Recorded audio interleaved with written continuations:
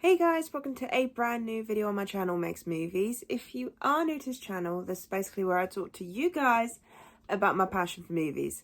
This goes from collections, hauls, reviews, and today's video, so let's get into it.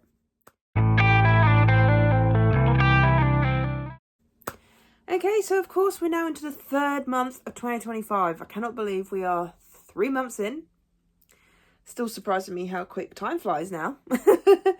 And of course, with it being the first of the month, as always, well, not as always, but I try and do it on the first of every month. And that is my March 2025 watch list. So what I mean by that is, if you are new to this channel, this is just all the new releases that are coming out that I plan to watch. Obviously, there are other films that I do plan to watch throughout this month, but these are the big new releases, whether they come from streaming or from the cinema. So there's 8, I think. 1, 2, 3, 4, 5, 6, 7. Yeah, there's 8, and I believe 3 of them are streaming, and then the others are cinema, I believe. So, yeah, and as always, this is in no particular order. Unless there is a certain film that's coming out, then I'll leave that for last, because I'm so hyped for that one. For this month, I will be completely honest, I'm not overly hyped for the films that are coming out. They're all ones that sort of like I want to watch, but they're not like, oh, I need to watch. So it's a bit of a lackluster month, which is surprising because January is normally one that's lackluster. So, but yes, I am still working on my other watch lists. There's still reviews I need to catch up on, so expect them over the next few days. But yes, so let's get into it. So I'm going to move over to this side a little bit more, just so I can then put the posters here for the films that I want to see in March 2025. Okay, so starting off with the first one, and that is The Life List. This is coming out on Netflix. I had seen pictures, but I haven't really seen a trailer for it, so I'm not really sure what this is about. But this has got, I believe her name's Sophia Carson? Yeah, it's got Sophia Carson in it, and I liked her in Purple Hearts. I liked her in Carry On, so kind of want to watch it just because I like her films, and I really enjoy what she does. Say I've got no idea what it is. I'm going into it blind. But to be honest, the first 3 movies I'm going to talk about are all streaming, so, and they're all Netflix.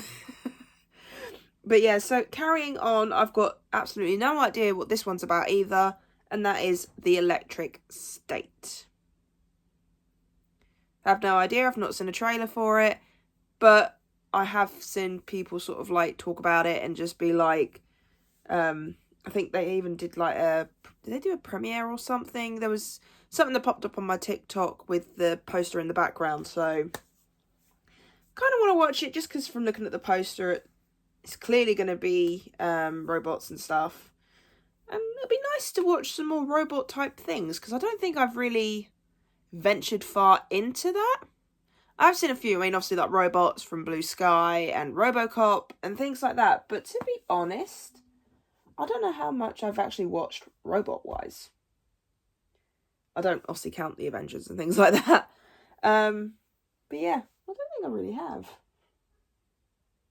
Yeah, no, not really. But yeah, so that one's just one of those random ones that looks like it might be quite popular on Netflix. So hence why it's on the list. This next one I am only watching because, yet again, kind of like with Kinda Pregnant, I'm going to only watch this film because I have a funny feeling it might make my top 10 worst movies of the year. And that is Plankton the movie. I will be completely honest with you guys. I'm not a massive SpongeBob fan. I like a couple of the films. They have a couple of fun moments. But to be honest, I'm not a SpongeBob SquarePants fan. So hence why I think that might be in my top 10 worst movies of the year. Especially since we only got a SpongeBob movie last year. They now seem to be... At first they were spaced out. Now they're sort of like coming out one after the other. So, but say Plankton, it's a fun enough villain. So it'll be quite funny to see what they do with his film. We already had a Sandy Cheeks film. So that to me says maybe we'll get more side character films. Who knows? But enough talking about that one.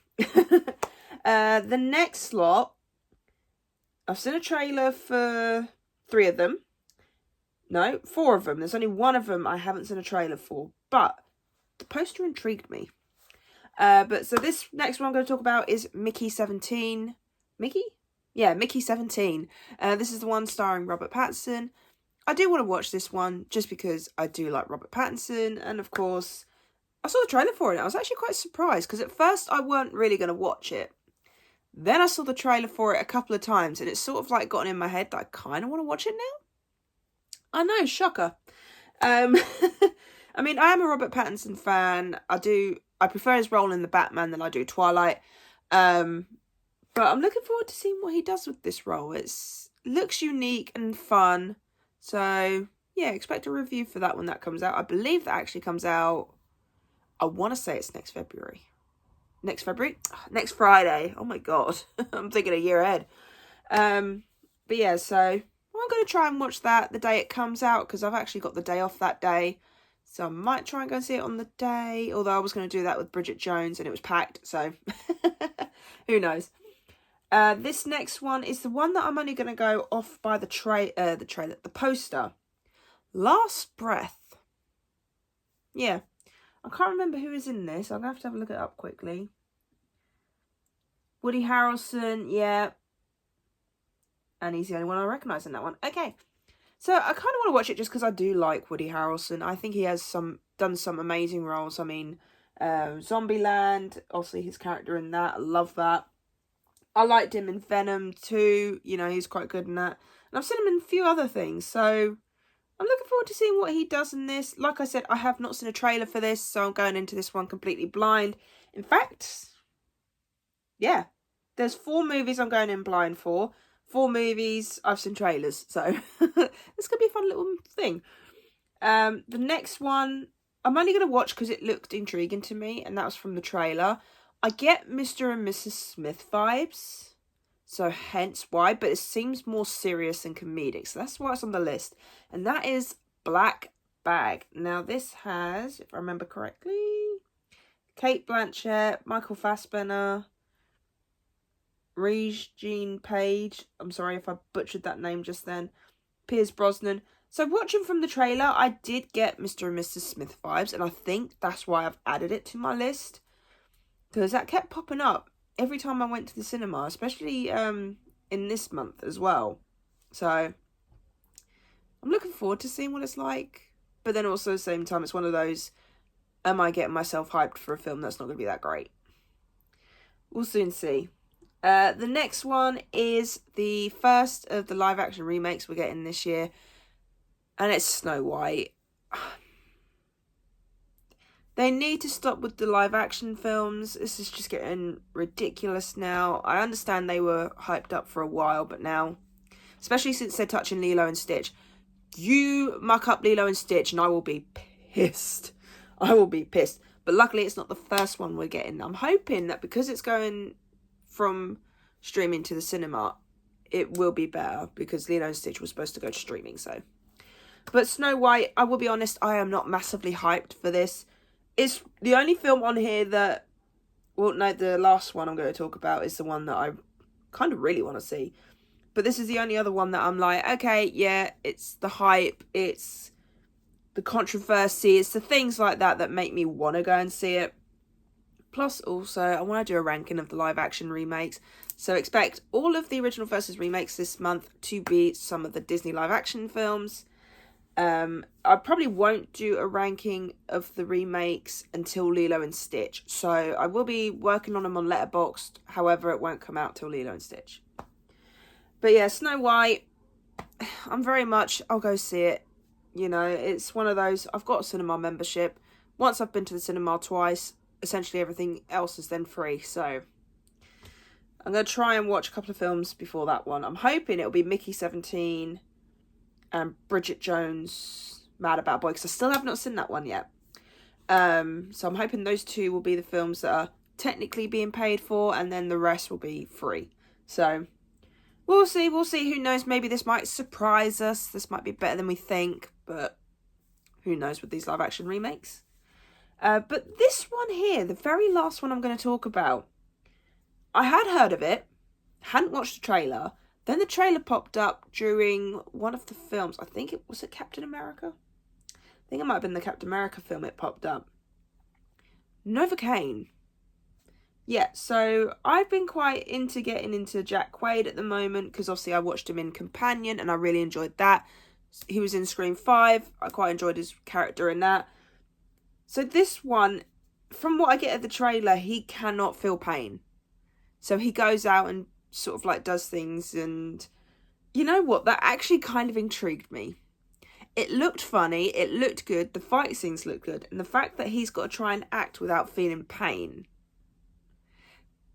that's weird.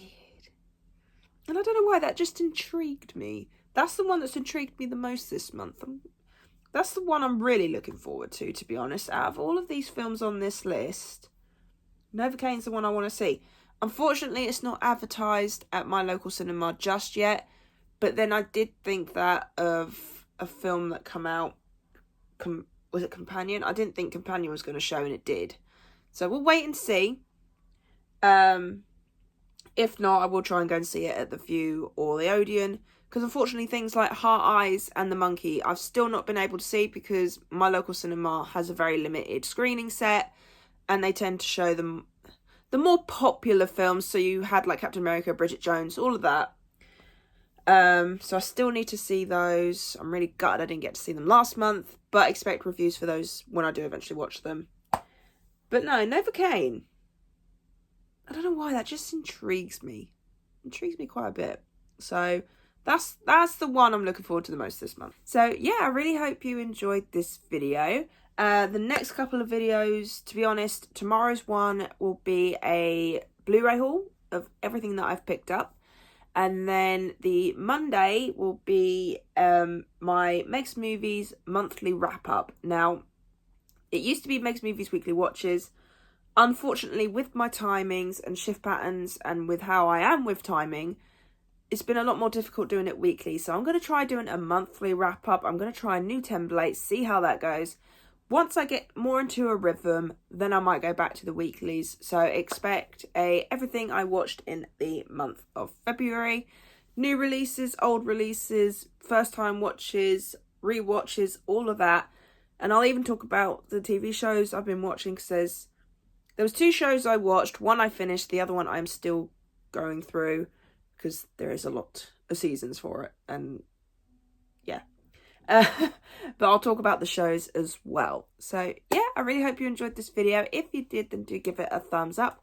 And if you are new to this channel, then go ahead, hit that subscribe button and also notification bell down below to be notified when I post. And leave me your comments and thoughts on this watch list. Is there anything you'd like for me to add to the list? What are you looking forward to in the month of March? Let me know in the comments down below, and I'll see you guys next time.